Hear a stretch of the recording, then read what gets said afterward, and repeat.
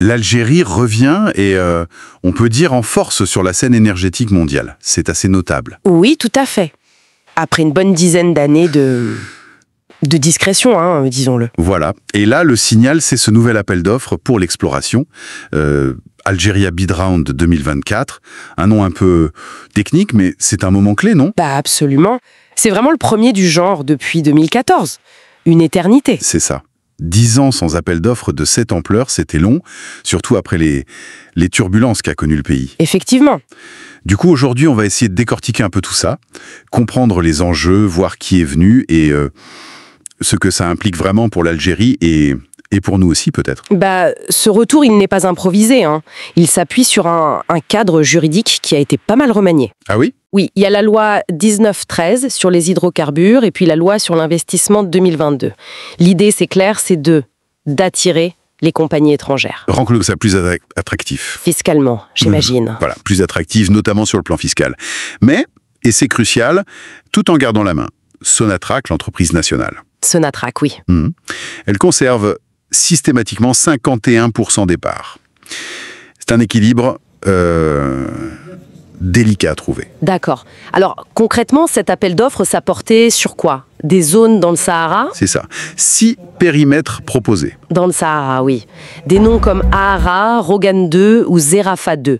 Des zones potentiellement très, très riches en hydrocarbures. On parle de grandes surfaces. Et visiblement, l'APA a fonctionné. Il y a eu de l'intérêt. Oui, l'intérêt a été là. Même si tout ça reste assez discret, on sait que les grands noms étaient sur les rangs. Total Energies, Qatar Energy, l'italien Eni, le chinois Sinopec. Que du beau monde. Effectivement.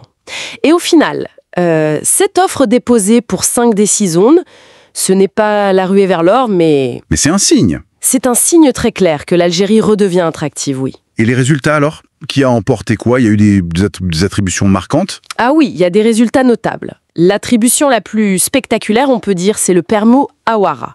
Une zone immense, presque 15 000 km². 15 000? D'accord. Et c'est qui? C'est le duo Total Energies et Qatar Energies. Un attelage puissant. Et la zone est stratégique, elle est juste à côté de bassins très connus comme Hassim et Saoud. Total et le Qatar, intéressant ce partenariat. Un peu nouveau pour l'Algérie, non? C'est assez notable, oui. Ça combine l'expertise technique européenne et les capitaux du Golfe. Un modèle à suivre, peut-être. Et à part ce gros lot?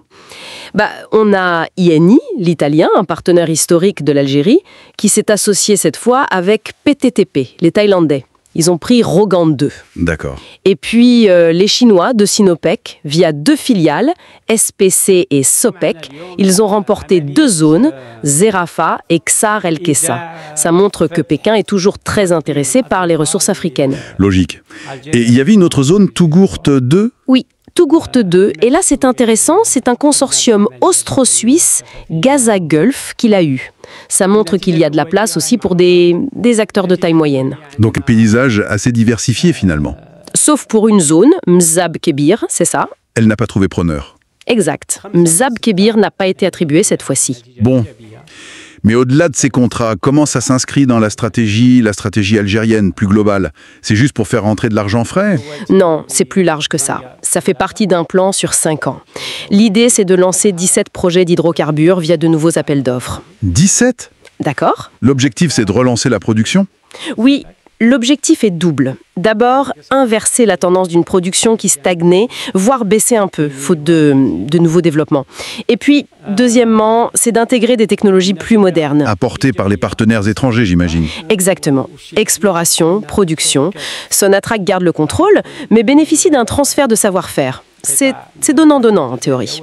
Et d'un point de vue plus géopolitique, tout ça, ça a des répercussions. Ah oui, la dimension géopolitique est essentielle. Il ne faut pas oublier le contexte. L'Europe, surtout, cherche à diversifier ses sources d'énergie. Pour moins dépendre de la Russie, évidemment. Précisément. Et l'Algérie, avec sa proximité et ses réserves, elle est idéalement placée. Réussir cet appel d'offres, ça renforce sa position de fournisseur fiable. Face à la concurrence régionale aussi, j'imagine? Tout à fait, que ce soit en Libye, même si c'est compliqué, ou en Méditerranée orientale, l'Algérie marque des points. Ça fait partie de sa stratégie pour redevenir une puissance énergétique régionale de premier plan. Donc, pour résumer un peu tout ça, l'Algérie a réussi son retour sur le marché international de l'exploration. C'est acté. Oui. Grâce à un nouveau cadre légal plus souple, mais toujours contrôlé par l'État, via Sonatrach. Le fameux 51%. Voilà. Et une volonté politique claire. Résultat, des grands noms et des acteurs diversifiés sont revenus investir. C'est une étape importante, oui. Ça peut apporter beaucoup à l'économie algérienne. Des revenus, de la technologie, et c'est important aussi pour l'équilibre énergétique en Méditerranée, pour l'Europe. Le contrôle majoritaire de Sonatrach, c'est vraiment la garantie politique pour Alger. Mais ça soulève une question pour l'avenir, non? La question de fond, oui. Est-ce que ce regain d'investissement dans les hydrocarbures, même s'il est mieux encadré, va vraiment aider l'Algérie à diversifier son économie? C'est ce dont on parle depuis des années. Ou est-ce que ça risque, au contraire, de renforcer cette dépendance historique au pétrole et au gaz, avec les montagnes russes des prix qu'on connaît? Exactement. C'est tout l'enjeu. Est-ce que cette manne va être utilisée pour préparer l'après-pétrole ou pour continuer comme avant? La réponse, on la verra dans les années qui viennent. C'est ça le vrai défi.